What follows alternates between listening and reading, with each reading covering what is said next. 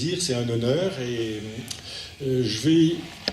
donc le thème de notre rencontre ce soir, c'est à partir du livre Le poison français que vient de publier Sédic Larkech, de parler d'une histoire partagée à la quête d'une identité commune, vaste programme, et à mon avis qui nous occupe déjà beaucoup. Moi je sais dans mon fonctionnement associatif, mais beaucoup d'autres aussi, et le travail reste important. Alors une petite présentation biographique de M. Sédic Larkech. Il a 2 doctorats, je suis impressionné. Il a un doctorat en sciences de gestion et un doctorat en droit à l'université Lyon 2, et il a 3, pardon, j'ai dit 2 et c'est 3. Et il a un certificat d'aptitude à la profession d'avocat, et il est spécialiste du risque stratégique, du risque international, et professeur des universités. Alors il a à ce titre, évidemment, de multiples publications dont je vous épargnerai la lecture, mais quelques ouvrages ressortent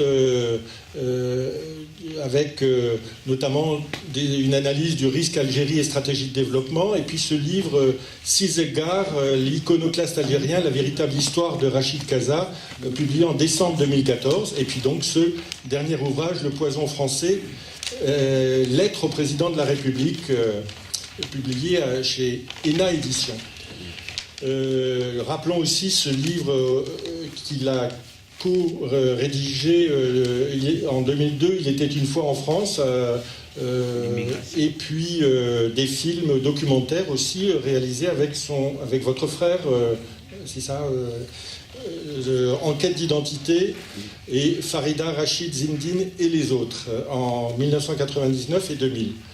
Donc une palette diverse et un engagement permanent sur la reconnaissance un peu de ce que la France doit à son immigration maghrébine, et puis ce qu'elle doit, et une dette qu'elle n'a pas forcément complètement assumée.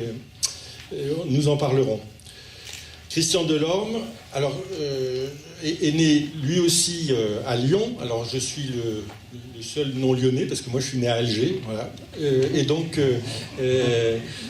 il est prêtre de l'archidiocèse de Lyon, et on connaît son engagement dans le dialogue interreligieux.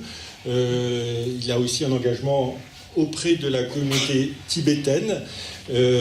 Donc dans son parcours, on se rappelle cette grève de la faim en 1981 contre l'expulsion de ce qu'on appelait la double peine au début des années 80, qui frappait beaucoup de jeunes Algériens. Il a été aussi, on le sait bien, l'un des initiateurs avec le pasteur Costil de la marche pour l'égalité des droits contre le racisme. Encore une grève de la faim contre la loi Pasqua, il est actuellement, après diverses responsabilités à la CIMAD puis en paroisse, il est actuellement curé des paroisses de Saint-Romain, Saint-Côme et Saint-Damien à Caluire et Cuire. C'est toujours vrai, Christian. Et il a publié lui aussi beaucoup d'ouvrages, notamment Quartier sensible avec Azouz Begag, Le soufisme, cœur de l'islam, dont il a fait la préface, du cher Khaled Bentounès. Et nous avons tant de choses à nous dire pour un vrai dialogue entre chrétiens et musulmans avec Rachid Benzine, un dialogue avec Rachid Benzine. L'islam que j'aime, l'islam qui m'inquiète, et le dernier livre avec Rachid Benzine, La République, l'Église et l'Islam, une révolution française. Donc ce sont des réflexions qui se rejoignent assez largement avec celle de Sédic Larkech, et je pense que ça donnera lieu à des échanges importants. Oui, j'oubliais le petit livre, mais très important, de Abdelkader à Lyon, qui mérite de faire connaître cet événement, ce passage d'Abdelkader à Lyon dans son parcours en France. Et puis j'ai le plaisir qu'il milite aussi dans notre association Coup de Soleil en Rhône-Alpes, donc voilà, c'est un ami de longue date. Voilà, je propose donc s'est dit que vous présentiez votre ouvrage dans le temps que vous souhaiterez. Christian Delorme ensuite questionnera, pointera quelques points, et puis moi j'aurai aussi quelques questions à poser au fil du débat. Mais Michel, c'est également pour moi à la fois un plaisir et un honneur d'être présent aujourd'hui et peut-être d'exposer un certain nombre d'idées et puis de les partager, bien sûr avec Christian Delorme.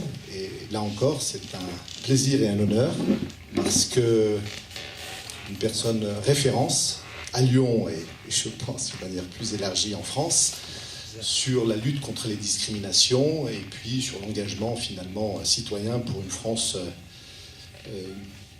réconciliée, on va dire. C'est également un honneur parce que pour moi, écrire un ouvrage avec ce thème du poison, vous l'avez bien compris, le poison c'est la question du racisme en France, avec cette double particularité, à la fois invisible à circonscrire et puis omniprésent. Donc, pouvoir écrire ce type d'ouvrage, le diffuser en France, le commenter, dialoguer avec d'autres personnes, c'est aussi la preuve explicite que nous sommes dans un système, dans une société très démocratique et sur lesquelles la liberté d'expression n'est pas un vain mot. Et donc, je tiens à le préciser parce que très souvent on l'oublie et la preuve que cet ouvrage existe dans la société est aussi une preuve que la société permet à des auteurs, y compris en divergence, d'exprimer des idées qui souvent ne sont pas communes. Avant de très rapidement résumer l'ouvrage, parce que comme l'a si bien dit Michel, l'idée c'est d'entamer un dialogue à la fois bien sûr avec Christian Delorme, et un dialogue franc et sincère, et je connais son engagement et sa sincérité, donc le dialogue sera franc et sincère, et je pense avec de nombreuses convergences, peut-être des divergences sur des points techniques ou autres.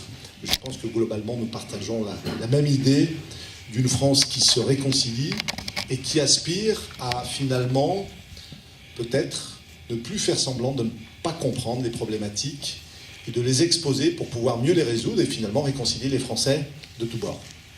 Donc, à la fois un dialogue franc et sincère, et de l'autre côté, je souhaite, dans la mesure du possible, que les gens ici présents, et je vous remercie de votre présence, puissent exprimer d'une manière directe, franche, sincère, pour qu'on puisse entamer un dialogue qui ne sera pas très long, mais qui sera quand même d'environ peut-être, Michel, une demi-heure, 3/4 d'heure, pour que je puisse, et peut-être Christian également, mieux comprendre les attentes, les incompréhensions, les contradictions, des interpellations des uns et des autres dans une société qui, à l'heure actuelle, a un peu peur, se questionne, s'interpelle sur le vivre ensemble.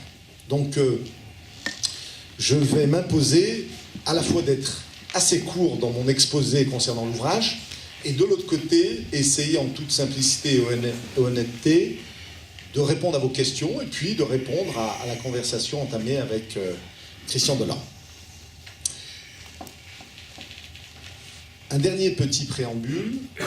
J'ai une pensée particulière, et je pense que Christian Delorme et Michel Wilson s'associent pleinement à cette pensée, aux victimes, à la fois du terrorisme, bien sûr, en France, à la fois aux autres victimes du terrorisme à l'international. Et je pense, j'ai une pensée particulière à mes amis palestiniens, mais j'ai également une pensée particulière aux victimes du dernier accident, j'espère que c'est un accident, algérienne, qui ont généré malheureusement près de 250 morts, des civils et des militaires, dans ce crash aérien d'il y a quelques jours.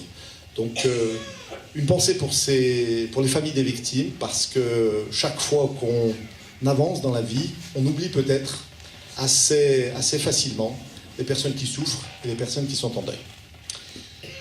Ça me permet de rentrer directement dans l'objet de l'ouvrage et d'aller à l'essentiel d'une manière assez synthétique pour ne pas développer d'une manière circonstancielle l'ouvrage, qui est un ouvrage qui m'a pris 2 années et demie et qui est né j'allais dire d'un malaise, ou plutôt d'un cri du cœur à un moment précis. Et je vous raconte l'anecdote parce que je pense que beaucoup de personnes ici présentes ont vécu ce genre de situation. Nous sommes un dimanche soir et je regarde le journal télévisé de France 2, télévision publique, et Michel Houellebecq est invité par David Pujadas. Et il est invité avec un entretien assez long, d'environ une dizaine de minutes, et j'ai le sentiment profond que David Pujadas ne fait pas tout à fait son travail dans les règles de l'art, avec une forme d'allégeance ou une forme de développement extrêmement fort de cet auteur qui est sûrement talentueux, mais qui de l'autre côté développe des thèses qui sont à l'opposé des miennes, en particulier en assumant complètement son islamophobie.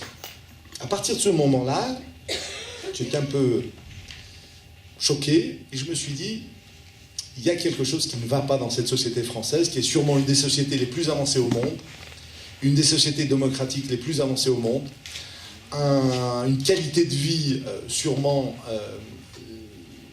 la plus avancée au monde, et de l'autre côté, une forme de fêlure intérieure où on constate une forme de racisme rampant, insidieux, y compris désormais dans une chaîne publique. Et je me suis dit, je venais de terminer mon ouvrage sur Messaoud Zeggar, patriote algérien, et j'avais écrit quelques années auparavant un ouvrage sur le risque Algérie, c'est-à-dire la question du développement algérien, passé, présent et à venir, en espérant amener une contribution à ce pays qui est le mien et sur lequel j'avais une forme de responsabilité également. Et je me suis dit, ce n'est plus possible aujourd'hui de ne rien dire et de laisser faire en se contentant finalement de cette société qui est à la fois très avancée socialement et qui permet un certain nombre de choses et qui de l'autre côté vous renvoie une image finalement de Français pas tout à fait comme les autres.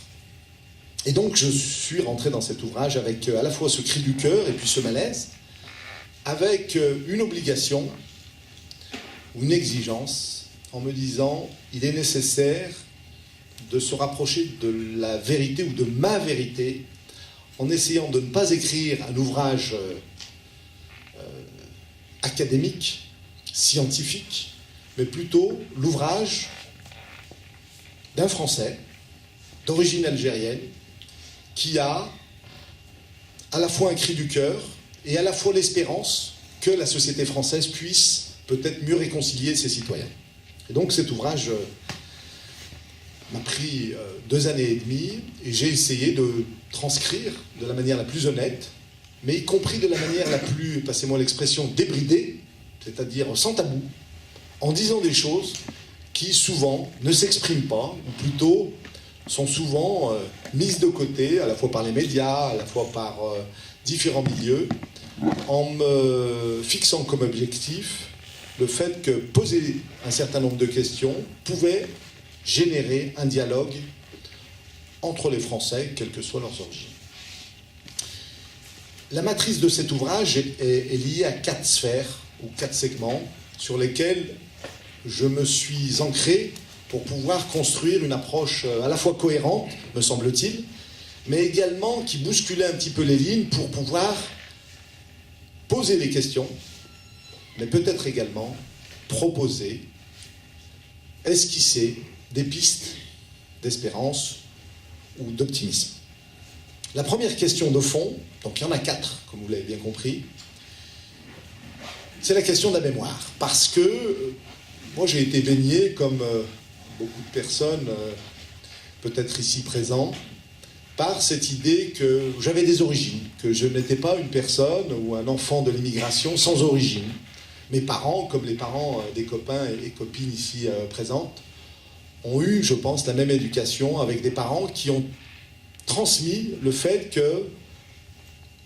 qu'elles ont eu un processus migratoire parce qu'elles ne pouvaient plus vivre dans leur pays d'origine et qu'elles se sont expatriées en passant d'une société rurale, où le soleil était souvent présent, à une société extrêmement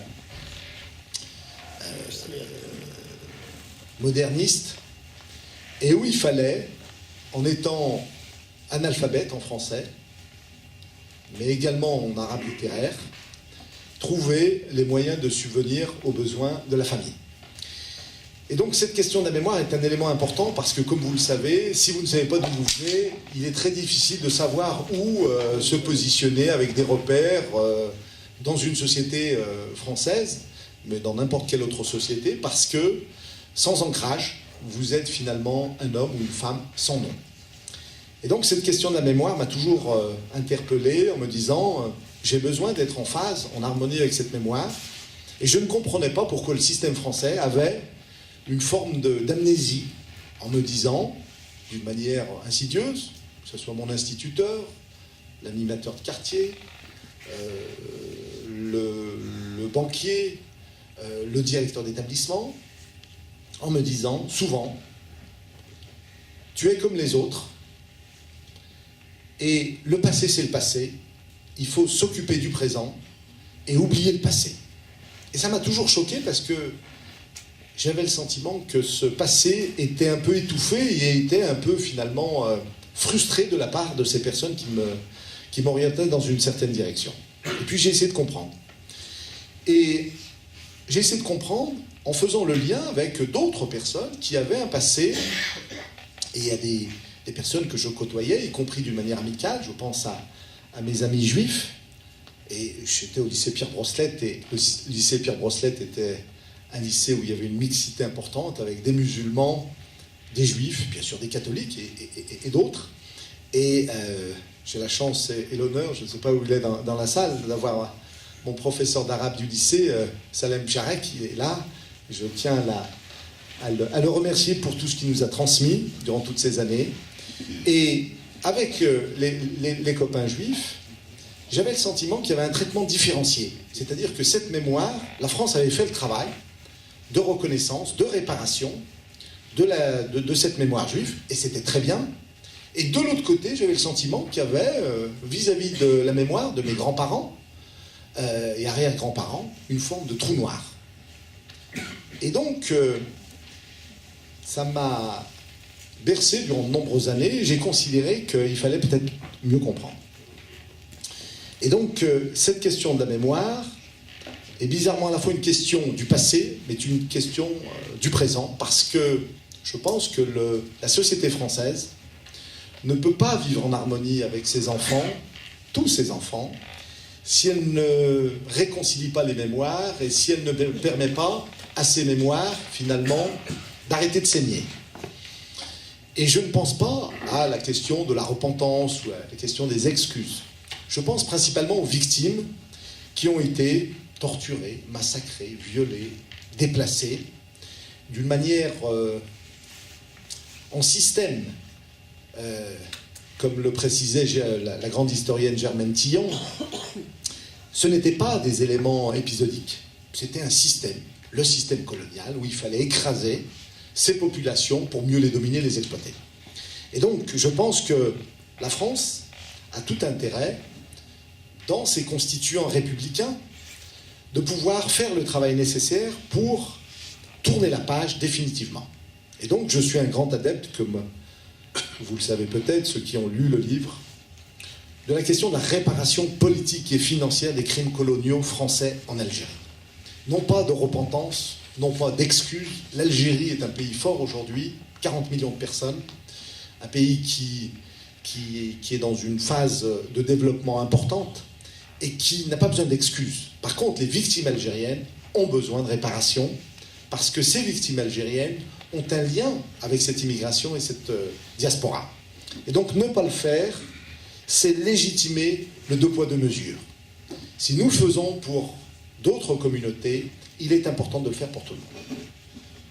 À partir de cette première idée dans l'ouvrage, c'était de se poser la question, pourquoi finalement ce poison, ce racisme invisible et omniprésent, pourquoi il est aussi présent finalement dans cette société française qui est, je le répète, que c'est important, sûrement une des sociétés les plus avancées au monde. Et je pense qu'il y a d'autres problématiques qui se sont agglomérées avec le temps. Et on en parlera sûrement dans le débat. Il y a bien sûr cette question de l'islam, qui est une question centrale et qui pose la question du vivre ensemble. Et qui pose la question de se dire, est-ce que l'islam est compatible avec les fondements républicains, c'est-à-dire qu'elle puisse exister en harmonie, sans conflit, avec les mêmes valeurs communes dans le système français. Je me suis posé la question et j'ai essayé de comprendre, vous l'imaginez bien, et j'ai essayé de, ce qu'on appelle nous dans notre jargon scientifique, j'ai essayé de faire une revue de la littérature et j'ai essayé de lire les principaux auteurs depuis 600, 700 ans qui ont eu un rapport particulier avec cette religion. Et avec un constat malheureux, c'est que le rapport à l'islam, globalement, depuis au moins 10 siècles, est un rapport conflictuel. C'est-à-dire une représentation de cette religion plutôt négative. Et le lien avec, bien sûr, la question du poison français en 2018, c'était de se dire, mais ces enfants d'ex-colonisés qui sont français en droit, est-ce qu'ils ne sont pas français dans les faits, ou plutôt, est-ce qu'ils ne subissent pas ce poison parce qu'ils sont aussi musulmans, cette religion particulière, stigmatisée depuis toujours, et puis surtout stigmatisée parce que cette religion a été le fondement premier de la colonisation. Non pas pour revenir dans les éléments historiques, mais il ne faut pas oublier un élément très important. Au XIXe siècle, lorsque la France débarque en Algérie, la réelle motivation est une motivation financière, mais ce n'est pas l'objet du débat. Les populations locales souhaitaient avoir les mêmes droits que les autres. Et on leur a refusé d'avoir les mêmes droits sur un fondement en considérant qu'il y avait incompatibilité entre l'appartenance à la religion musulmane et l'appartenance à la citoyenneté française. Ce qui n'a pas été le cas, bien sûr, pour la communauté juive, avec le décret Crémieux, où on a permis à la communauté juive d'entrer dans la société française. Et donc, en 2018, finalement, la question se repose en disant, est-ce qu'on peut être musulman et citoyen français à part entière, pleinement, sans avoir un regard stigmatisant des uns et des autres? Malheureusement, et ce ne sont pas mes chiffres à moi, les faits sont têtus, les statistiques du ministère de l'Intérieur, de l'Union européenne, confirment que la population la plus stigmatisée en France est principalement d'origine maghrébine, et ce sont principalement les musulmans. Pas de concurrence victimaire, pas de concurrence sur la question du poison, mais c'est un fait, avec des éléments chiffrés, même si la France refuse les statistiques ethniques pour peut-être aussi ne pas révéler, passez-moi l'expression, le poteau rose. Donc, cette réalité est une réalité qui s'exprime, même si, dans cette assemblée, je suis confiant que certaines personnes n'ont peut-être pas subi ce poison. Mais moi, j'ai une obligation morale, une forme de responsabilité intellectuelle. Si moi, je n'ai pas subi ce poison, j'ai mes petits frères, mes petites sœurs, des cousins, français ou pas français, c'est pas le problème, qui subissent ce poison sur le marché de l'emploi, sur le marché du logement, sur le marché du loisir, parce qu'ils sont liés d'une manière explicite ou non à ses origines, à la fois d'anciens, ou plutôt de fils ou de filles d'ex-colonisés, et puis de musulmans en apparence. Et donc c'est une question actuelle.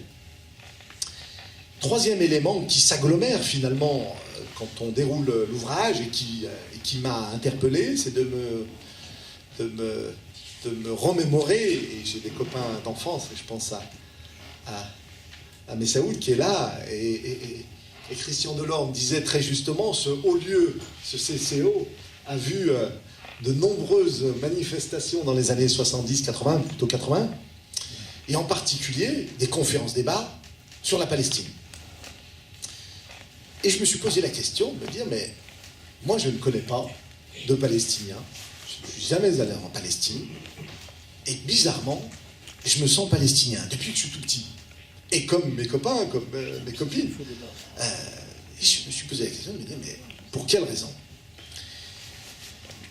Et cette forme de solidarité, j'ai essayé de la comprendre, de la décortiquer dans ma tête, en essayant de mieux comprendre finalement le lien de cette population maghrébine française avec la Palestine, et peut-être que la raison principale, c'est finalement le tronc commun du colonialisme.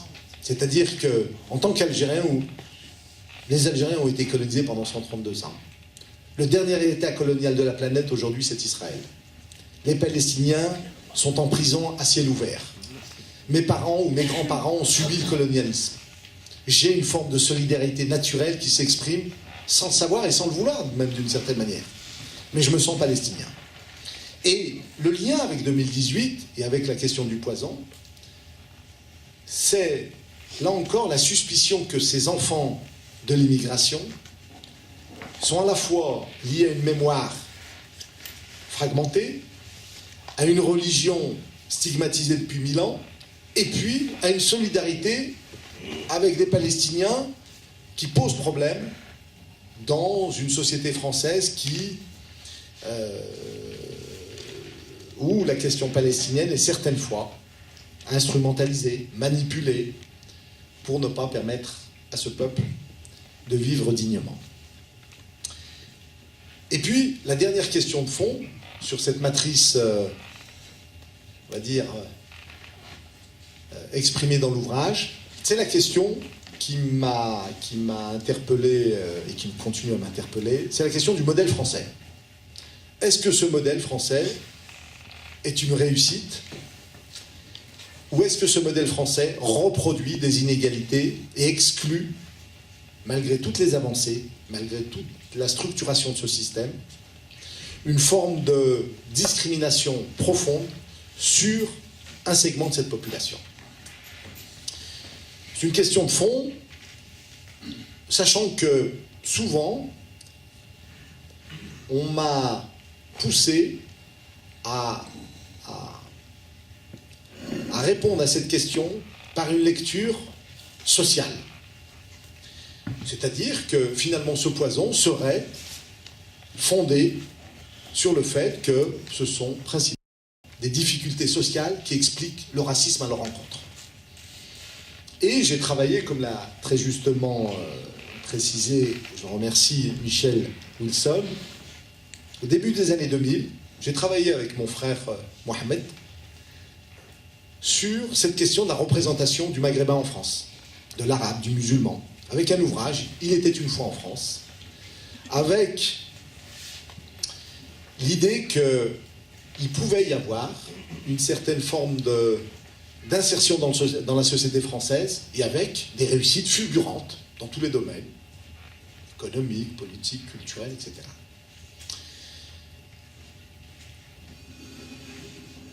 Cette lecture positive de l'insertion de ces populations aurait pu m'amener à l'idée que le système fonctionne bien et que le problème du poison est un problème social. Et en écrivant cet ouvrage, j'ai compris assez rapidement que j'étais un peu hors sujet. Et que, fondamentalement, lorsqu'une personne a réussi socialement, la question du poison est malheureusement maintenue d'une manière insidieuse. Et je l'ai constaté, bien sûr, avec différentes personnes, mais je l'ai également constaté dans la mémoire collective, en essayant de comprendre. Et peut-être qu'on en débattra, et je crois que c'est un petit peu l'objet aujourd'hui, de se dire, est-ce que depuis 30 ans, la situation s'est améliorée en France ? Il est certain qu'elle s'est améliorée sur un certain nombre de plans. Mais j'ai la conviction, d'une manière très concrète, qu'elle s'est également fortement dégradée, en particulier sur cette population. Il n'y a pas un jour, une semaine, sans un média qui stigmatise d'une manière directe, insidieuse ou indirecte le musulman, l'arabe, l'algérien ou le maghrébin d'une manière générique. Avec une forme d'accélération de ce poison qui, moi, m'interpelle fortement, et c'est peut-être un peu le cri du cœur de cet ouvrage, avec une pression supplémentaire sur le fait qu'aujourd'hui, être musulman, c'est être souvent, malheureusement, supposé, pour certains, comme des acteurs pouvant générer du terrorisme éventuel. Deuxième élément qui est aggravant, c'est que souvent, chez certaines personnes, ces musulmans sont les porteurs du nouvel antisémitisme français qui a créé ou généré des dégâts colossaux en France, dans la mémoire collective, en particulier dans les années 40, 50, 60. La France a fait le travail de déconstruction de cet antisémitisme, mais paradoxalement, et d'une manière insidieuse, il est transféré chez certains, chez ces musulmans, comme les nouveaux porteurs de l'antisémitisme français. Et là, ça devient très inquiétant, parce que ça fracture la société française dans son ensemble, et que ça ne me permet pas un vivre ensemble paisible. Voilà, je ne serai pas plus long, parce que l'ouvrage fait 250 pages, et que l'idée, c'est de pouvoir entamer un dialogue avec mon ami Christian Delorme, même si, et j'en parle dans l'ouvrage, et il le sait, même si on ne se connaît pas vraiment, mais je tiens à le remercier parce qu'il a été, à un moment, en particulier pour l'ouvrage « Il était une fois en France », et je le dis en toute simplicité, il a été encourageant, il a été éclairant, et puis il a tendu la main. Et j'aime cette France et ces Français, finalement, qui ont, je pense, le sentiment profond que nous pouvons tous vivre ensemble d'une manière paisible. Merci.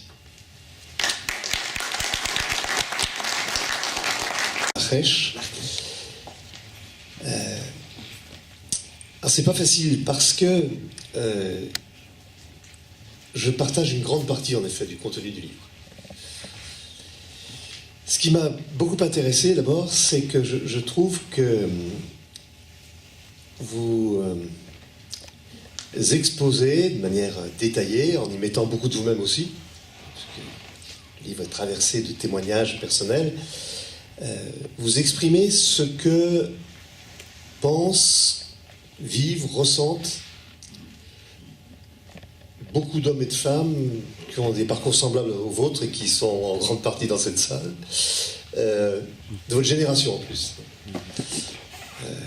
Vous êtes un jeune quinquagénaire. Moi, je suis un vieux, comment on dit, sexagénaire, je ne sais plus comment on dit. Tout à fait.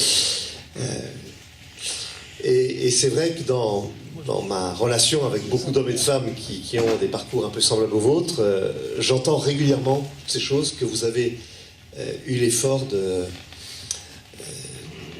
je ne sais pas si je veux dire théoriser, mais en tout cas d'exposer et de dire le pourquoi de tout cela.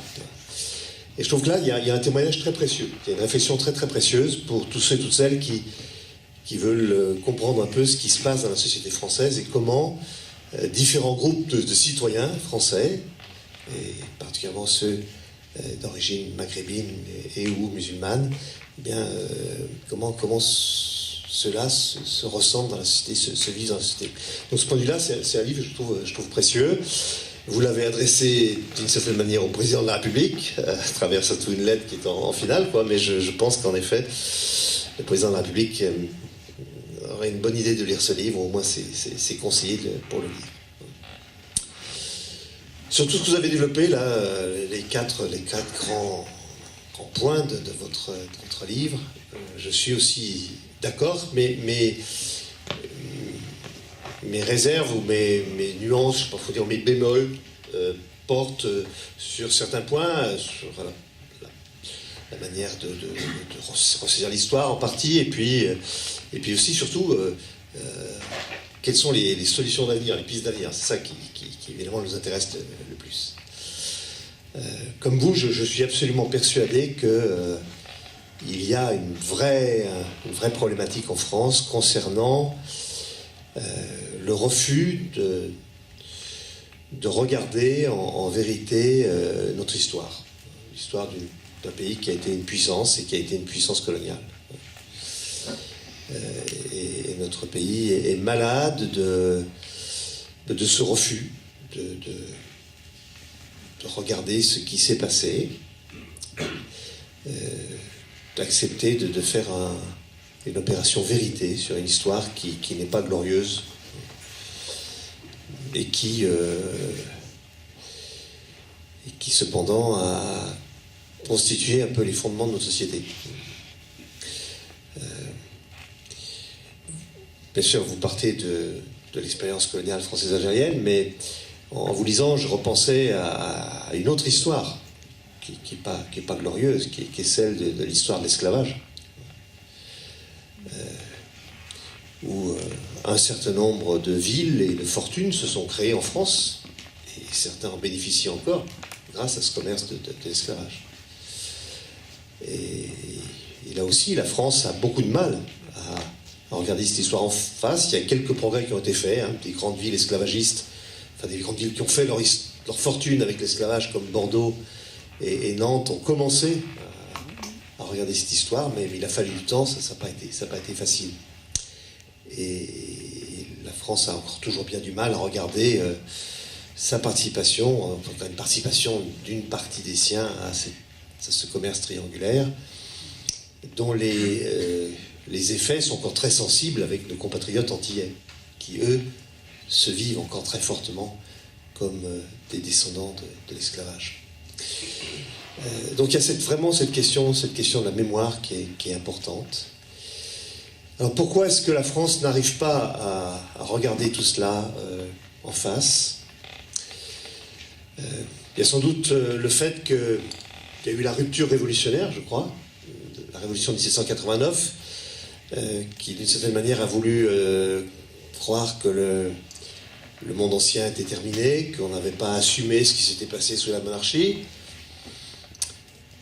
L'histoire coloniale est elle-même compliquée, surtout avec l'Algérie, parce qu'elle a été autant le fait de la monarchie revenue, parce qu'on oublie souvent qu'après 1789, il y a de nouveau la Restauration, il y a des empires, et donc la colonisation d'Algérie, elle s'est faite d'abord avec des monarques, puis la République a pris la suite.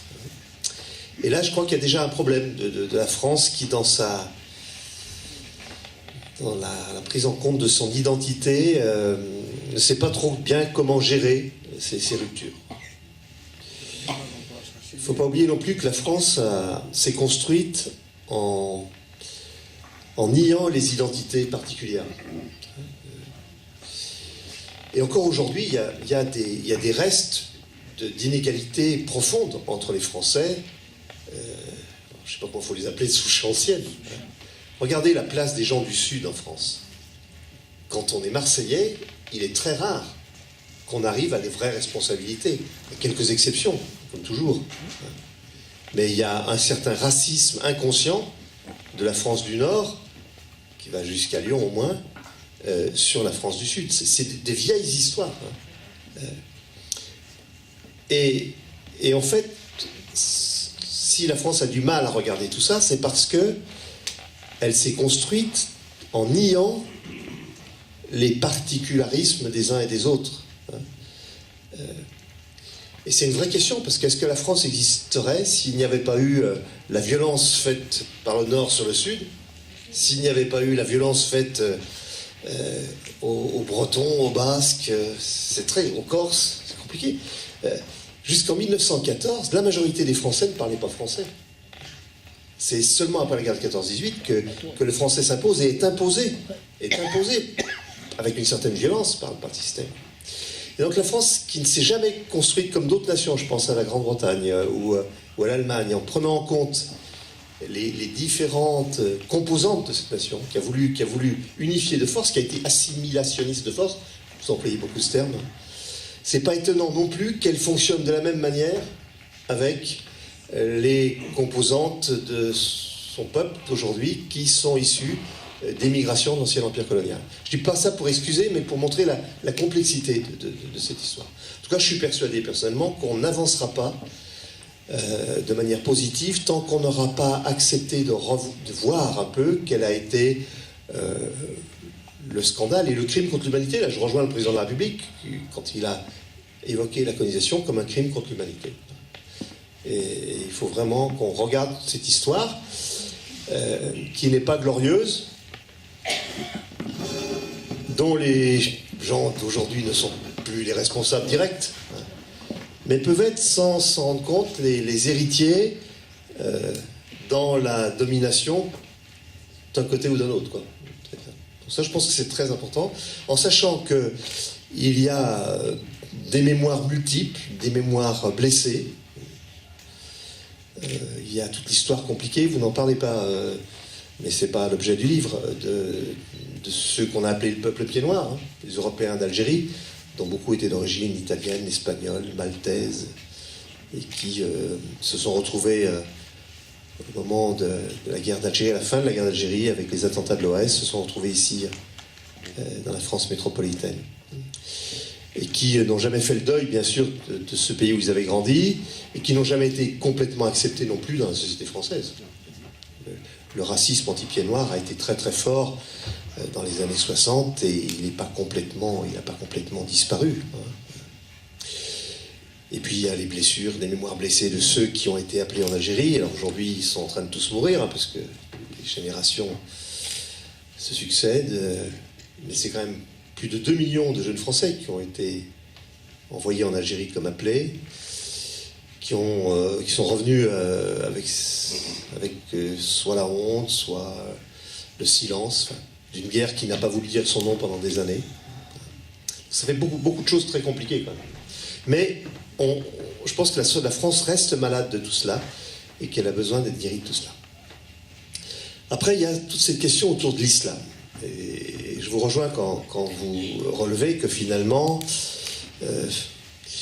on a un espèce de continuum entre un racisme, on va dire, anti-arabe qui existait fortement dans les années 60, 70, et puis aujourd'hui, un discours qui entretient les peurs et les caricatures sur l'islam. On est passé, finalement, vous le dites pas comme ça, mais on peut le dire comme ça. Moi, je crois l'avoir dit ailleurs. On est passé du félaga,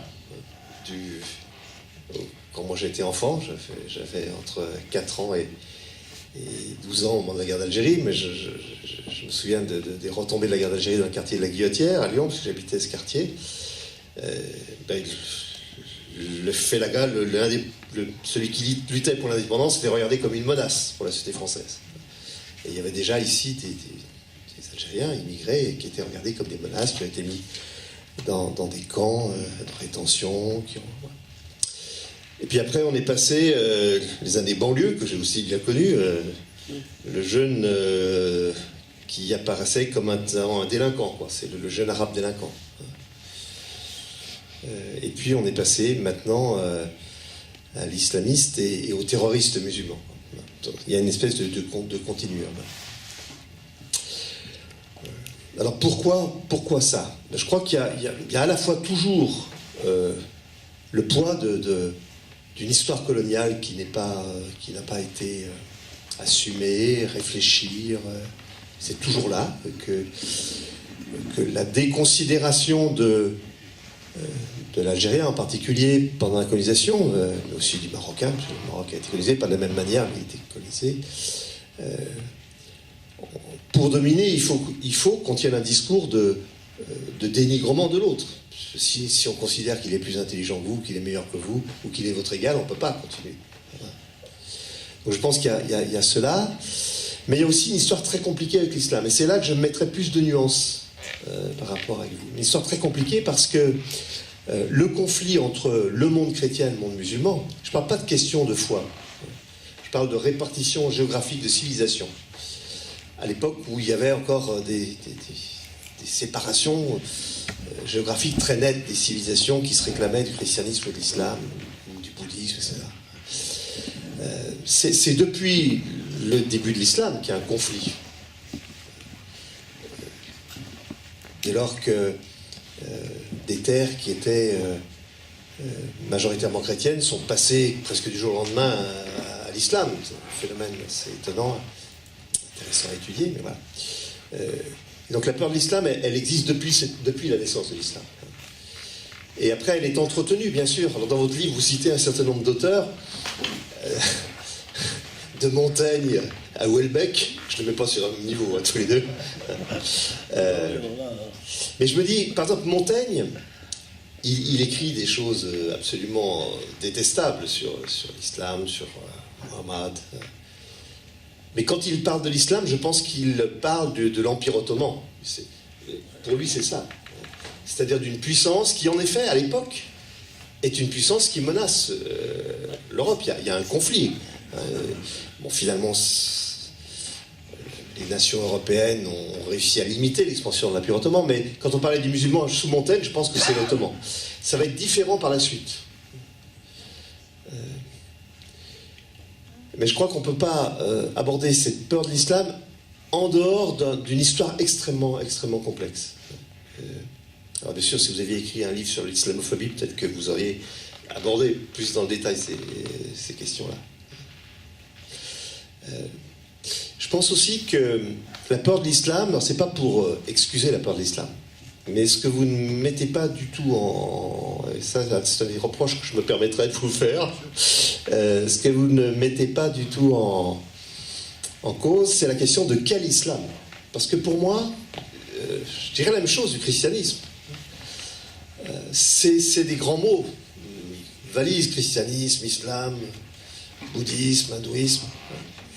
Il y a mille et une façons d'être chrétien, musulman, juif, musulman, bouddhiste, etc. Et pour moi, il y a des façons détestables d'être chrétien, catholique, comme il y a des façons détestables pour moi d'être musulman, et il y a des façons admirables. Et alors, ce que vous ne prenez pas du tout en compte, là, c'est que dans les peurs aujourd'hui de l'islam, ce n'est pas d'abord le musulman voisin de chacun d'entre nous qui fait peur, c'est plutôt certains courants de l'islam aussi. Alors avec tous les paradoxes, quand on voit aujourd'hui M. Macron qui recevait il y a 2-3 jours le prince héritier d'Arabie Saoudite, on voit bien qu'on est dans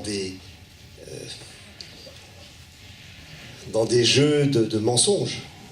Parce qu'à la fois on dénonce l'obscurantisme islamique, et à la fois on invite un des principaux représentants, enfin en tout cas d'une monarchie, peut-être que lui il va changer, je ne sais pas, aujourd'hui on nous dit qu'il est en train de changer les choses, on va voir, mais il représente quand même un système qui a nourri beaucoup d'obscurantisme, qui continue de nourrir beaucoup d'obscurantisme, et qui ne va pas dans le sens d'un monde de paix. Je pose aussi la question du mouvement des frères musulmans, aussi. Donc je pense que quand on aborde la question de l'islam, il y a certes ces peurs ancestrales qui reviennent, qui peuvent être aujourd'hui instrumentalisées, mais il y a aussi des éléments qui vont dans le sens de ces peurs, qui vont construire ces peurs. Alors comment est-ce qu'on gère cela ? Personnellement, je suis très confiant pour ce qui est de la situation française, parce que je suis depuis longtemps convaincu, je l'ai dit 1000 fois, que la majorité des musulmans de France se situent comme vous d'ailleurs, et sont dans une volonté de construire ensemble la France d'aujourd'hui et de demain, sans tout bouleverser, en respectant les identités des uns et des autres, les convictions, les croyances des uns et des autres. Troisième grand domaine que vous abordez, c'est celui qui est le plus difficile. Mais je trouve que vous en sortez pas mal. C'est celui de la question de l'antisémitisme associé en permanence à l'antisionisme, et le fait qu'aujourd'hui pèse en permanence ce soupçon sur tout musulman français d'être antisémite parce qu'il se sent solidaire du peuple palestinien. Alors sur la question de la solidarité avec le peuple palestinien. Vous avez donné une explication tout à l'heure sur qui a sûrement une part de vérité sur le fait que l'Algérie ayant vécu une situation coloniale extrêmement douloureuse sur 132 années avec une guerre terrible, très vite on va s'associer, on va s'assimiler aux Palestiniens qui vivent aussi une situation de dépossession de leurs terres, de leur culture.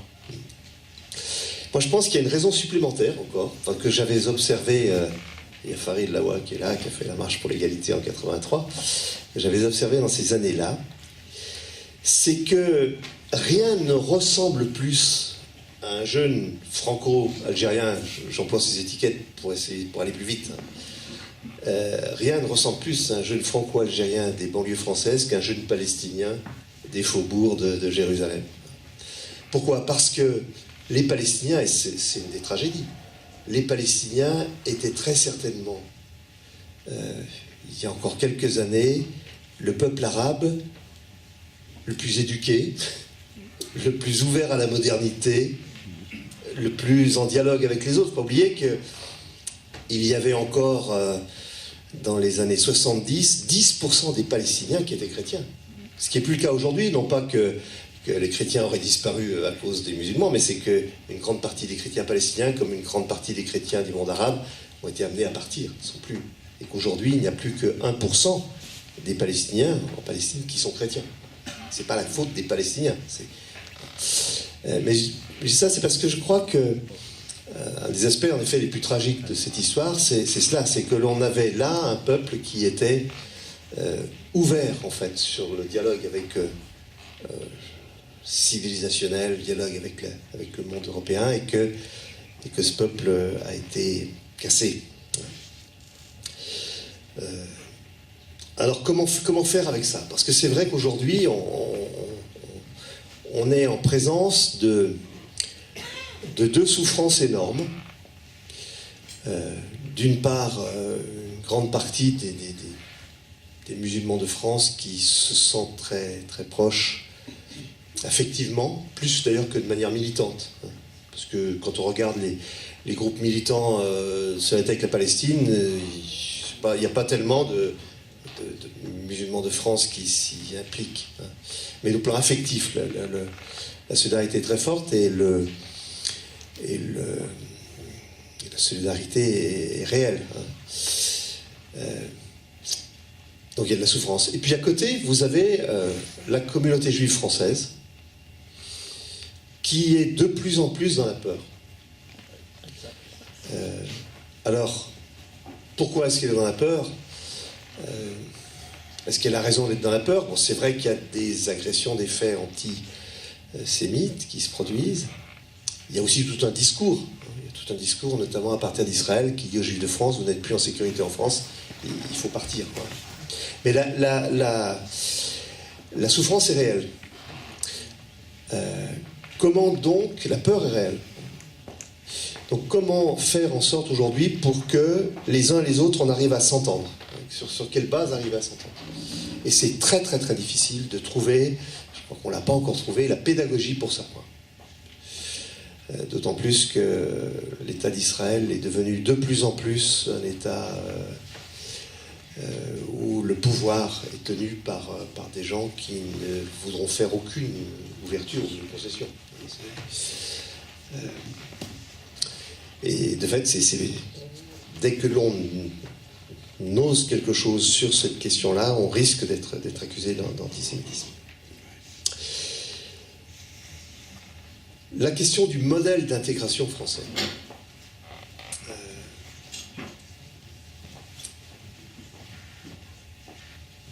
Vous avez tendance à penser, à partir de ce que vous observez chez les Français de confession musulmane, vous avez tendance à penser que l'ancrage de l'islam sera l'ancrage dans la République.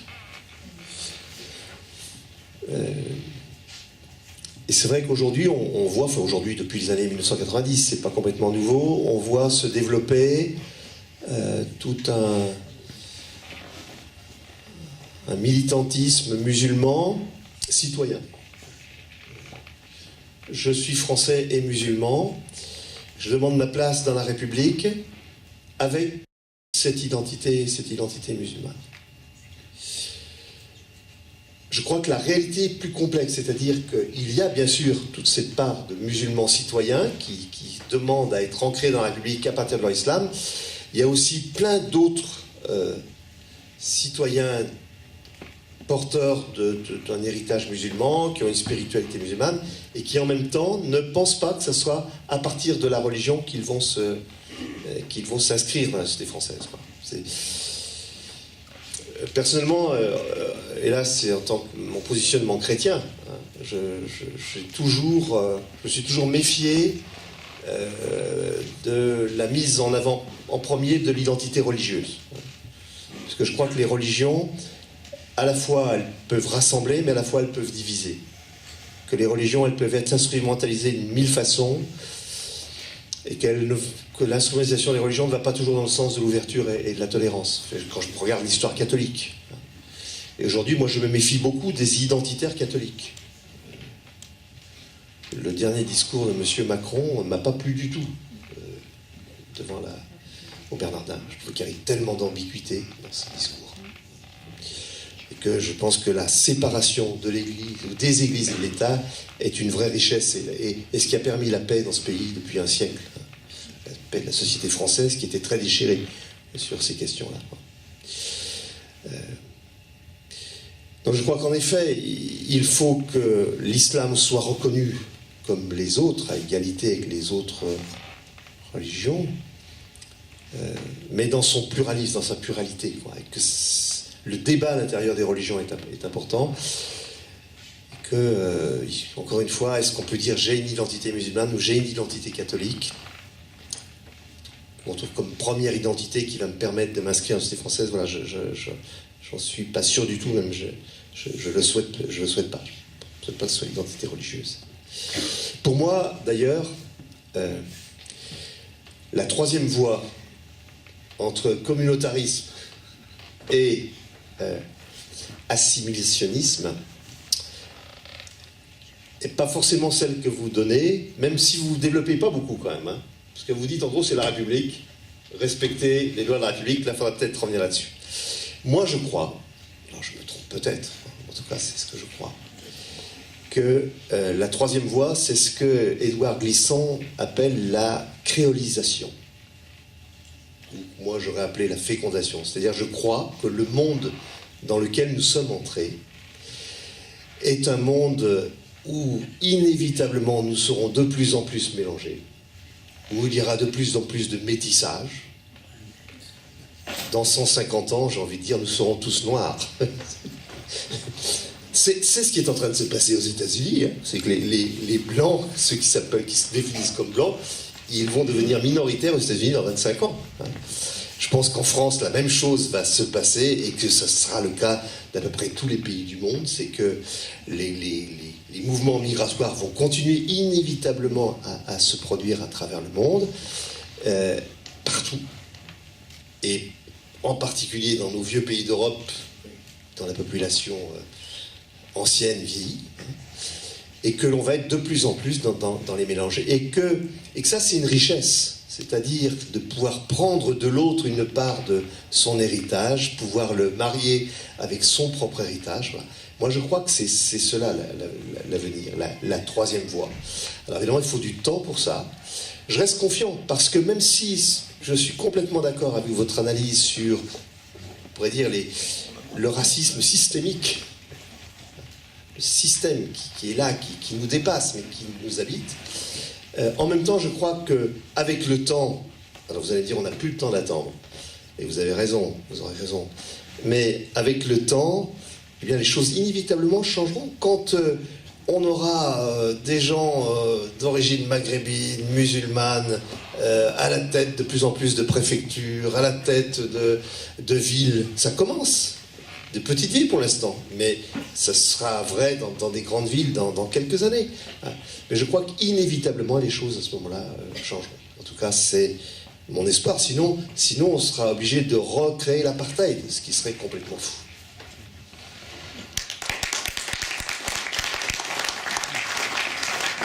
sur la question de la mémoire et sur la question du déni de mémoire, et que la question de la réparation s'impose à travers le temps et aujourd'hui peut-être d'une manière un peu plus forte, sachant que le Conseil constitutionnel français a statué récemment en considérant que les victimes algériennes, ce qui n'était pas le cas auparavant, avaient droit à réparation. En toute humilité, je ne savais pas qu'il y aurait, un mois après la sortie de cet ouvrage, cette décision du Conseil constitutionnel, alors que depuis 50 ans, tous les historiens français et algériens ne parlaient pas de cette question de la réparation. Donc, sur la question de la mémoire, nous sommes en pleine convergence. Là où nous divergeons, et peut-être d'une manière forte, c'est sur la question des souffrances. Non pas pour rentrer dans une concurrence victimaire, non pas pour entrer dans une forme de compétition de souffrance. Il est certain que la population juive en France a subi des choses effroyables à travers les siècles. Et que la condamnation de ce qu'elle a subi doit être totale, plein et entier. Et là-dessus, moi, depuis toujours, je suis très clair. Je n'ai pas d'ambiguïté ou de questionnement ici et là. Là où je pense qu'il y a une différence à l'époque actuelle, c'est que la population juive est bien sûr une population qui est insérée dans la société française avec un certain nombre d'acquis. Et en particulier, un acquis indéniable que tout le monde reconnaît et qui est une très bonne chose, je pense, pour défendre ses droits, et ce qu'elle fait d'une manière excellente, c'est qu'elle est organisée. C'est une communauté structurée, organisée, régionalement, nationalement, et elle a raison de le faire, et il faut qu'elle continue à le faire, en défendant ses droits, y compris ses droits passés. Et nous avons, d'une manière récurrente, depuis au moins 30 ans ou 40 ans, des décisions de justice, des décisions de l'État qui indemnisent, réparent, se repositionnent sur ces victimes juives, et c'est très bien. La communauté musulmane, qui n'est pas une communauté qui existe en tant que telle, parce qu'elle est totalement désorganisée, et qu'elle n'existe pas pour défendre ses droits. Et en particulier, à partir du moment où nous constatons cet état de fait, qui est un état de fait depuis, j'allais dire depuis toujours, c'est la population, c'est ce que je disais récemment à une conférence en présence de l'ambassadeur d'Algérie à Lyon, la diaspora algérienne est la plus nombreuse depuis 60 ans en France, et pourtant la plus faible, parce que totalement inorganisée. Et donc cette question, finalement, de l'asymétrie, les choses ne sont pas au même niveau, même si les souffrances des uns et des autres doivent être respectées pleinement. Cette population musulmane est la population qui, aujourd'hui, en termes de souffrance et en termes de positionnement pour recouvrir ses droits et finalement une certaine forme de légitimité dans la société française, c'est celle qui est la plus en retard. Et ça, là-dessus, peut-être que nous divergeons un peu. Ensuite, il y a la question philosophique de se dire, est-ce que l'islam, et vous avez, Christian, très justement précisé qu'il y a 1001 manières de pratiquer l'islam, qu'on soit soufi, qu'on soit chiite, sunnite, etc.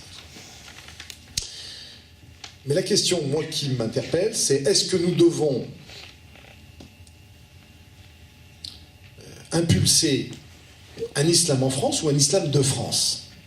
C'est-à-dire, est-ce qu'on peut dénaturer le dogme, quelle que soit la pratique des uns et des autres, c'est-à-dire entre ces musulmans qui se revendiquent en tant que musulmans, ou est-ce qu'on doit leur dire, vous devez pratiquer d'une certaine manière, bien sûr en conformité aux règles, aux fondements républicains, mais vous devez avoir un islam, passez-moi l'expression, light. C'est-à-dire dénaturé de sa substance philosophique, spirituelle. Je pense que, et je le dis, moi qui suis,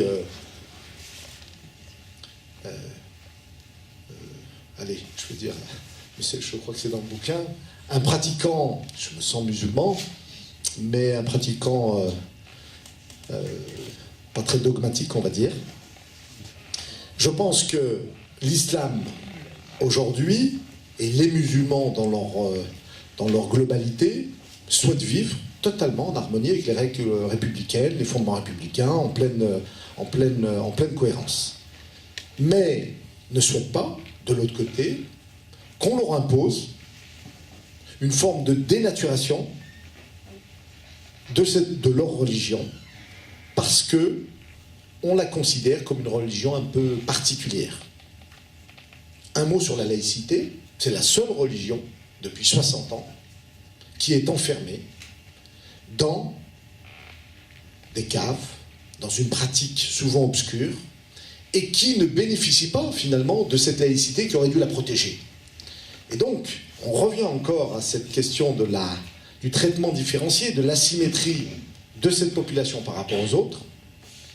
Les musulmans, aujourd'hui, en France, souhaitent être ardemment citoyens, respecter les lois de la République, mais je pense que dans leur globalité, ne souhaitent pas être dénaturés sur le dogme qu'elles considèrent comme quelque chose de sacré. Troisième point sur la question du modèle, et très rapidement, dans 150 ans, peut-être qu'il y aura un président musulman. Peut-être. Ou peut-être pas. Peut-être. Ou peut-être pas. À mon avis, ce sera même avant. Ce sera peut-être même avant. Peut-être pas. Mais, Christian, si vous permettez, cette conséquence est finalement la cause des peurs qui sont générées dans la société française. J'ai beaucoup d'amis, on va dire, entre guillemets, de souche française depuis plusieurs générations, et qui m'avouent, en me disant, nous avons peur que les musulmans prennent le pouvoir en France et que la France devienne, dans sa grande tendance, musulmane. Et c'est une peur très importante. Vous parliez de la peur des juifs, la peur des musulmans, mais il y a la peur des autres, qui sont ni juifs ni musulmans, et qui ont peur aujourd'hui que le pouvoir s'oriente vers cette population qui n'est pas tout à fait française, qu'on voit d'une manière particulière. J'ai une question, moi, qui m'a... et je vous la renvoie, Christian, et je la renvoie à la salle.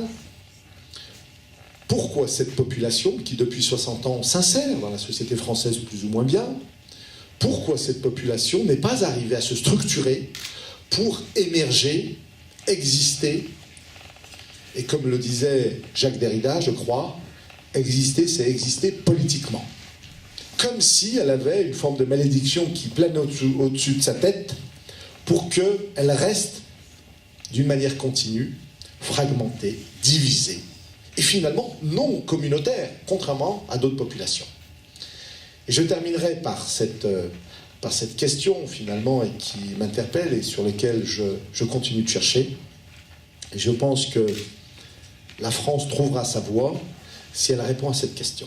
Merci.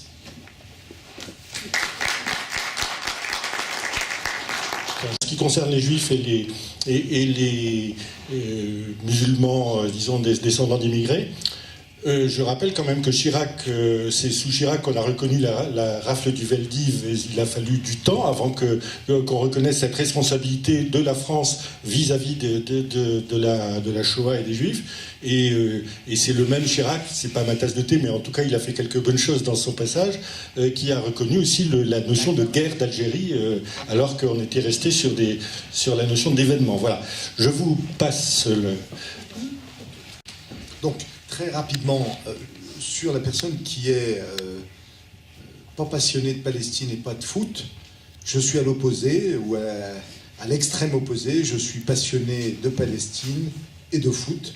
Ce sera un long débat, on en reparlera sûrement après autour d'un café. Il faut que la passion elle soit proportionnée à l'événement, à la vie. Sinon, voilà, une passion, donc, ça reste une passion. Ça ne déborde pas dans les banlieues. Ces deux passions-là suppriment les autres passions. Scientifiques, littéraires, il n'y a plus rien. C'est ce que je voulais vous dire.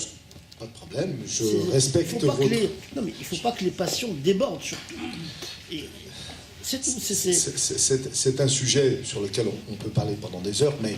Non, c'est intéressant. Ces deux questions, et en particulier la première, fait qu'on pourra en parler, si vous le voulez bien, par la suite. Ouais. Ensuite, par contre, sur la question de l'islam, et sur la question d'être musulman ou pas musulman, on peut l'être, ne pas l'être, et moi j'ai le même respect pour une personne qui l'est ou qui ne l'est pas.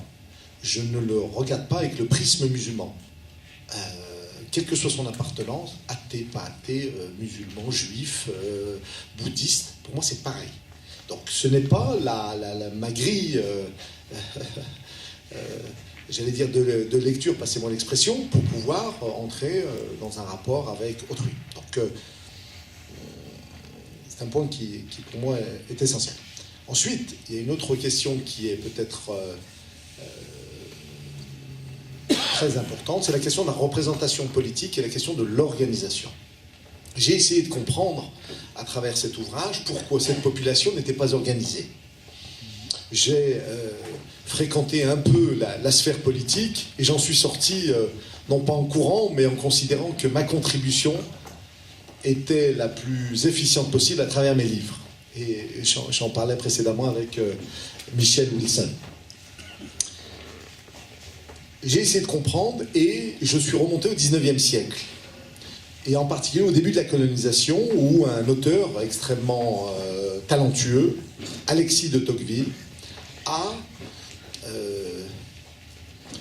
conceptualisé le rapport aux indigènes, et en particulier aux indigènes algériens, en considérant que pour les dominer, les exploiter, il fallait les combattre, mais d'une manière très particulière.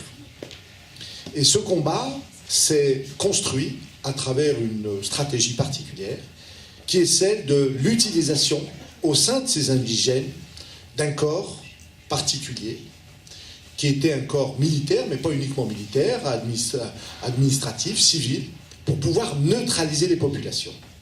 J'ai un chapitre dans mon ouvrage qui est consacré au bounty de la République. Vous allez me dire, mais je suis peut-être un peu dur vis-à-vis de cette élite qui a peut-être à certains moments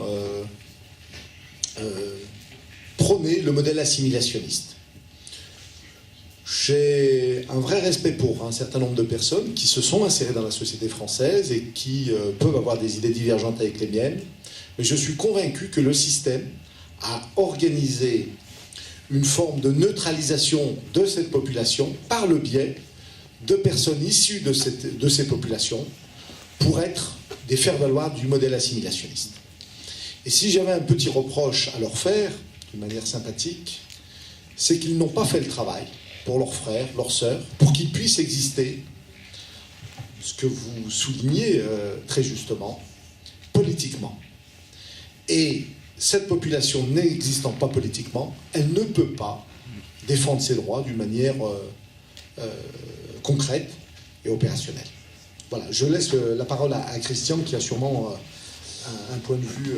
J'ai surtout des interrogations par rapport à ce dernier point là, quelle représentation? C'est-à-dire que dans le système en effet français d'intégration, on ne connaît que les individus et pas les communautés, contrairement au modèle anglo-saxon qui connaît les communautés. Et on voit bien la difficulté. Vous avez parlé du CRIF, qui est une exception dans l'histoire de France. Il y a des raisons qui expliquent l'existence du CRIF. Et c'est vrai que le CRIF, quand on y réfléchit, c'est assez incroyable, parce que on a des gens qui s'organisent d'une certaine manière politique sur la base d'une appartenance religieuse. Ça, c'est tout à fait une exception par rapport au modèle français d'intégration. On retrouve ça facilement en Grande-Bretagne ou aux États-Unis, où on s'organise autour, parce qu'on est pakistanais, on s'organise en tant que pakistanais, parce qu'on est on est pakistanais, britannique, et on pèse en tant que pakistanais, britannique, etc. Donc en France, on a ce modèle unique, et on voit bien que beaucoup de gens originaires de l'ancien empire colonial français, musulmans, du Maghreb, etc., souvent se disent est-ce qu'on ne pourrait pas organiser ça? Chaque fois qu'il y a eu des tentatives, ça n'a pas marché. Alors qu'est-ce qui fait qu'il y a des organisations de dimension communautariste qui fonctionnent et d'autres pas? J'ai pas de réponse. Je sais que les Africains ont essayé avec le CRAN, le Conseil représentatif des associations noires en France. Ça n'a pas marché, c'est le flop complet. Les seuls... Alors, à mon avis, là, il faut prendre en compte quand même cette exception. Les seuls qui arrivent à très bien s'organiser parmi les musulmans sont les Turcs. Aujourd'hui, personne ne le sait ou ne veut le savoir, l'islam turc est le plus organisé en France.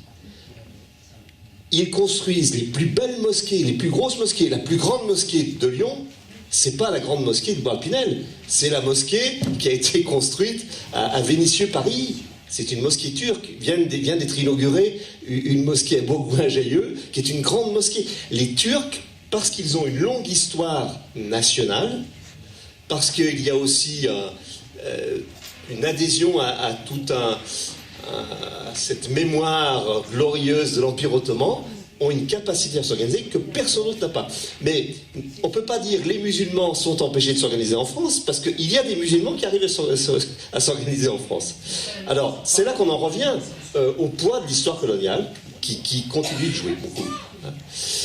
Et puis alors, je termine là-dessus, j'ai une hésitation quand même, j'étais un peu gêné. Les seules pages où j'ai été gêné dans votre livre, c'est sur ce que vous venez d'évoquer, les bounties.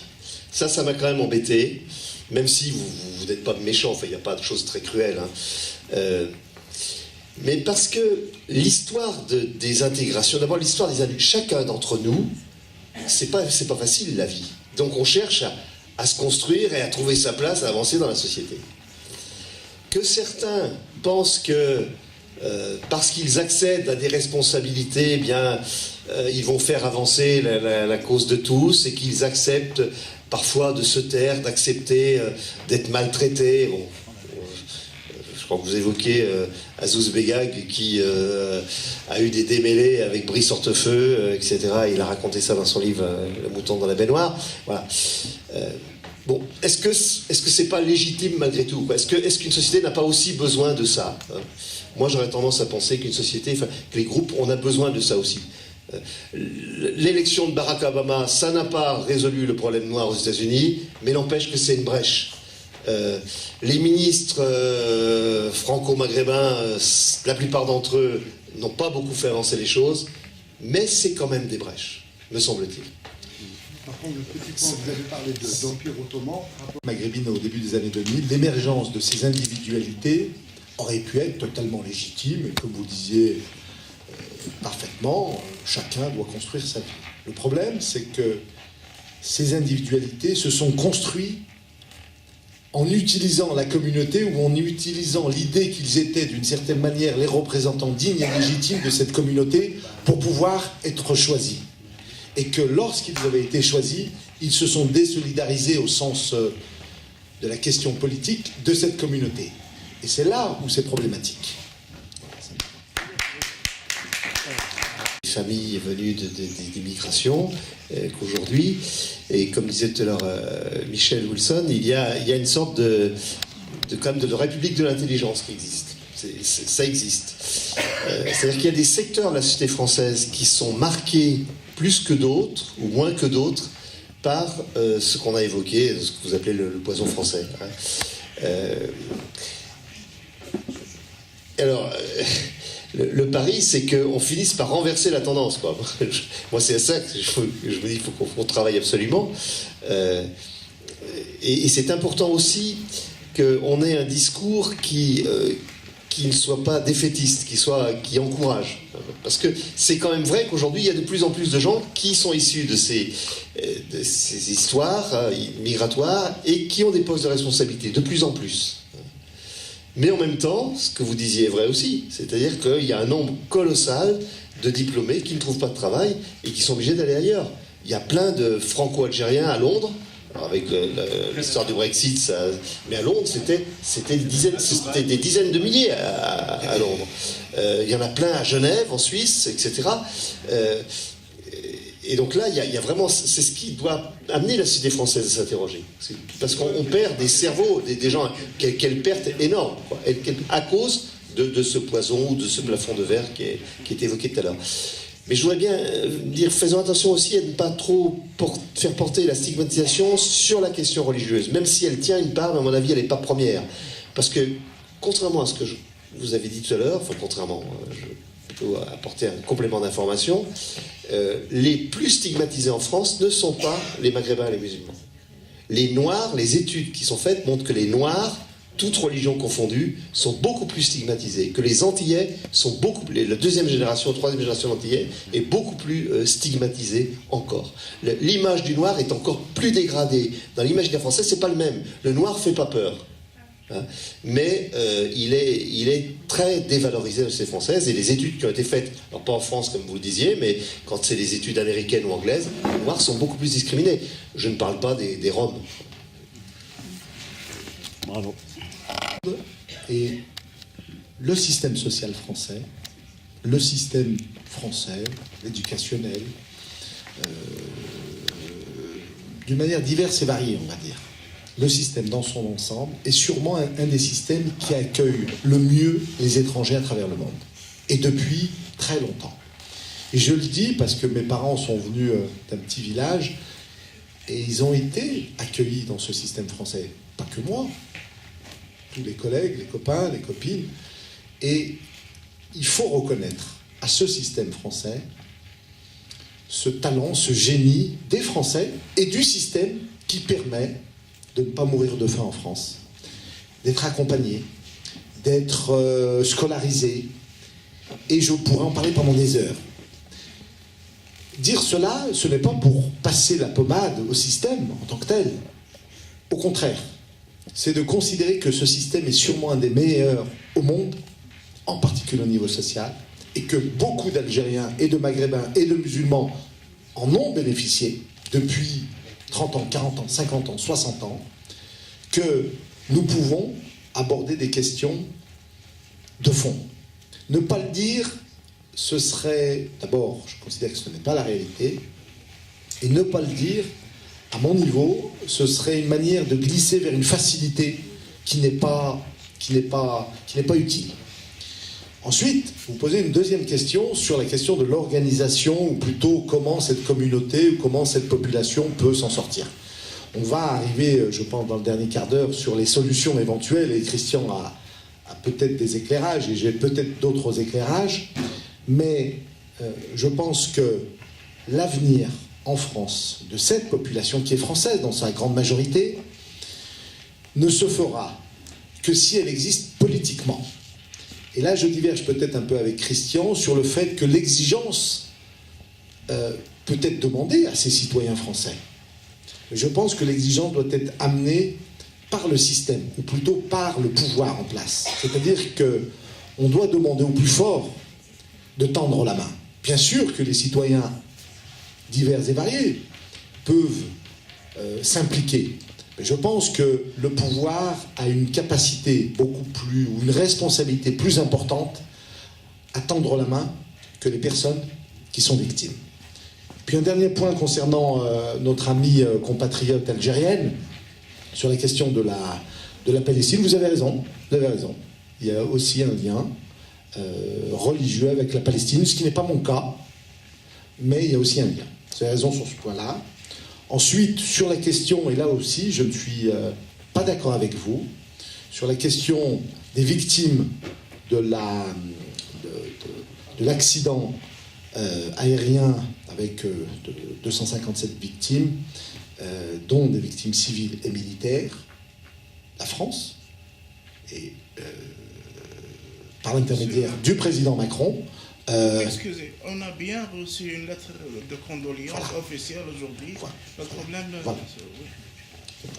Donc, sur ce point-là, il est important de dire les choses parce qu'elles sont une réalité. À l'heure actuelle, ou est-ce que c'est un bilan qui est critique ? Je ne suis pas d'accord avec vous sur le fait que vous considériez qu'aujourd'hui, les résultats sont probants et sont très encourageant. Moi, je suis très inquiet.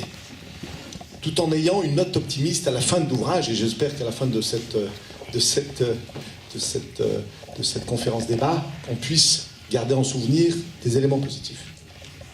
J'ai travaillé au début des années 2000 sur la question de l'élite maghrébine et d'essayer de parcourir à travers la France toutes les personnes qui avaient eu un parcours positif. C'est l'arbre qui cache la forêt. C'est l'arbre qui cache la forêt. Parce que, en dehors des diplômes des jeunes 20-25 ans qui ont aujourd'hui des Master 2, globalement, sur le marché du travail, quand vous prenez les grandes entreprises du CAC 40, une étude a été réalisée, moins de 1% de personnes issues de la diversité sont présentes. Les taux de chômage dans ces populations sont 2 fois, 3 fois plus importants qu'ailleurs. Ne pas prendre conscience de cela, c'est vous tromper de la réalité sociologique française. Bien sûr qu'il existe des pilotes, des chefs d'entreprise, des chercheurs. J'ai fait un ouvrage qui m'a pris 4 ans. Donc, je connais parfaitement cette dimension-là. Il m'a fallu beaucoup de temps pour comprendre que finalement, 20 ans, 30 ans après, c'était l'arbre qui cachait la forêt. Et je le dis en toute humilité, le système n'a pas porté les résultats qu'on aurait pu espérer au début des années 80.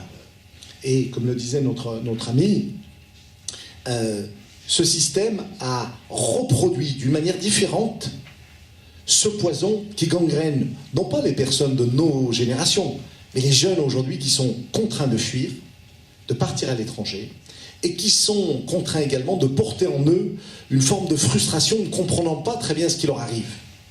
À la fois français en droit, et dans les faits, en particulier sur le marché de l'emploi, discriminés pour ne pas pouvoir avoir la même égalité des chances. Donc ça, c'est la première chose. Sur la question du politique, j'ai bien connu au début des années 2000 la sphère politique parce que ça m'intéressait, en pensant que j'allais peut-être amener une contribution. Et donc, j'ai participé à 2 expériences politiques. Je suis resté 1 mois au Parti socialiste et j'ai démissionné parce que le regard qui était fait sur un engagement politique était un regard très pernicieux. Il y a un chapitre là-dessus, vous le lirez et vous comprendrez très aisément. Et puis je suis allé chez les Verts, à l'époque, que Michel Wilson connaît bien, avec une expérience à la fois très intéressante, parce que j'ai écrit un ouvrage à l'époque sur la banlieue et l'immigration, et bizarrement,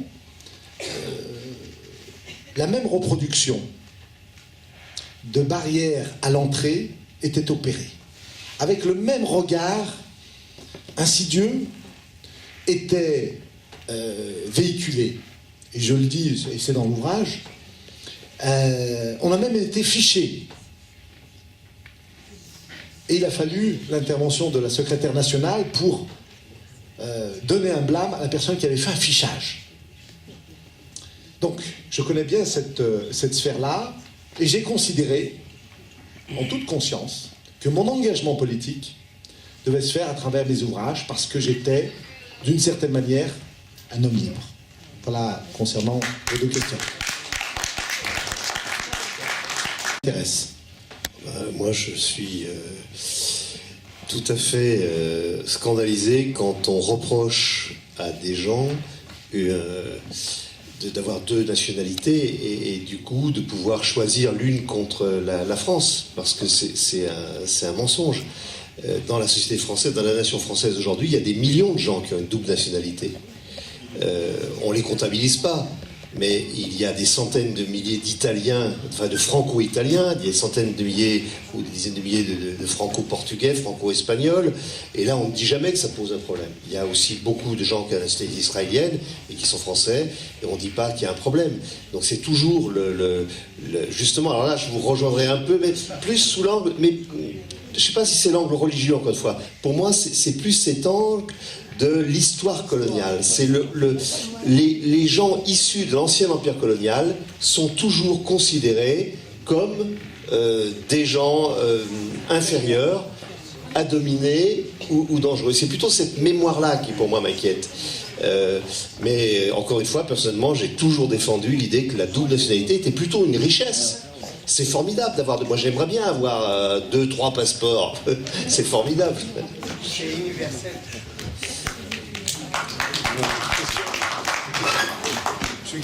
Intéresse.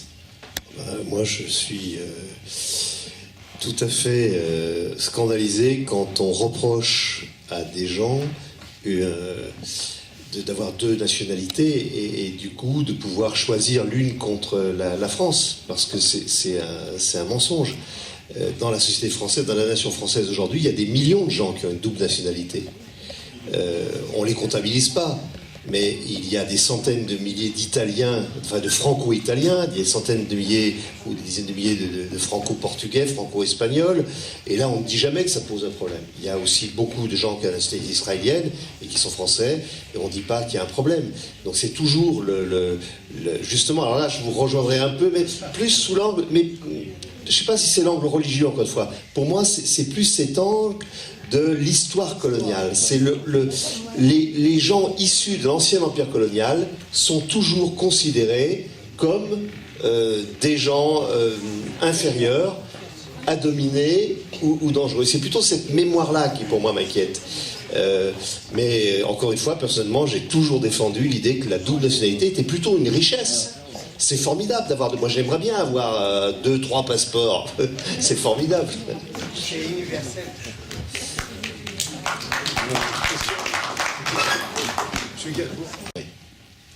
Mais je pense que la France a vraiment un ressort ou un terreau puissant de démocratie,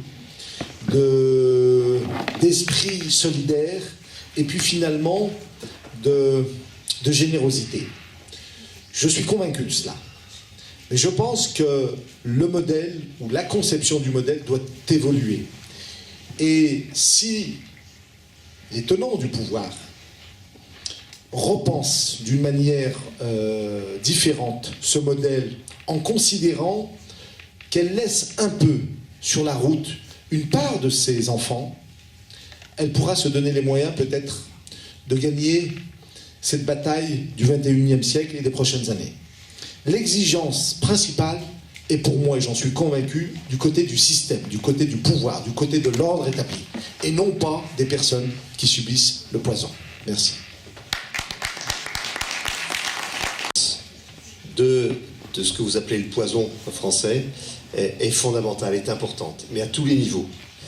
Et il faut qu'on en discute, il faut qu'on en parle. Je trouve que les rencontres comme ce soir sont importantes de ce point de vue-là. Il faudrait qu'on puisse le faire ailleurs, de manière, comme ce soir, de manière très ouverte, pas crispée, pas voilà. D'ailleurs, ce que j'ai apprécié dans votre livre, c'est que à chaque fois que vous avanciez quelque chose dont vous étiez conscient que c'était un peu radical, vous essayez tout de suite d'avoir une pédagogie pour que ça... Non, mais je pense que c'est important, hein. Par exemple, vous parlez dans votre livre de Houria Boutelja, dont je pense, moi, qu'elle a un discours très intéressant. Mais Houria Boutelja, elle dit les choses d'une manière tellement brutale que c'est inaudible par la majorité des gens, quoi. Elle a des analyses qui ne sont pas très loin des vôtres, réciproquement, hein. Mais voilà, donc j'ai apprécié aussi la manière dont vous l'avez fait, et je crois qu'il faut qu'on ait des espaces où on puisse parler de tout ça. Et puis je crois beaucoup aussi que l'avenir, et en particulier d'un pays comme la France, il est un avenir en commun avec les pays de la Méditerranée.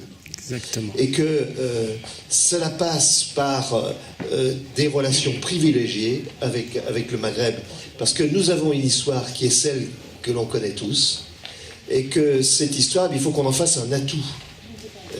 Il faut qu'on en fasse un atout, et je crois que, d'autant plus que nous avons aujourd'hui cette réalité de la population française qui est marquée par des origines maghrébines importantes. C'est 10% de la population française. Donc on a là un atout formidable, et l'avenir est dans cette coopération européo-maghrébine et au moins franco-maghrébine. Voilà.